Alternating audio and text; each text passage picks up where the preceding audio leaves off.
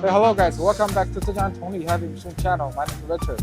So today we got something special going on here in our factory. So as you can see, we are building up a brand new workshop. And then as you can see on the back, this whole area will be our brand new workshop, and it is an extension from our old heavy machinery workshop. And then as you can see now, we're doing the weldings for the steel rods. And then we will weld it together and then into one big rod and then put it on the ground and then pour the concrete into it. We have a lot of people working on it right now and very busy.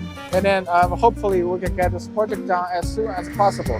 Hopefully by January we're able to get the foundation all set up. And then if we take a look on this side, and you can see here we have a concrete mixer that is mixing the concrete, and we are putting our first steel rod onto the ground today. So we just had our ceremony, and you can see the flowers on the ground, and then you can see we're digging a hole on the ground, and then we will put this steel rod into it, and then we will pour the concrete into it. This is the first beam for the foundations. So we put a lot of expectations on this new workshop because we are setting up a new gantry crane that's 300 tons and also a 16 meters vertical boring and milling machining center.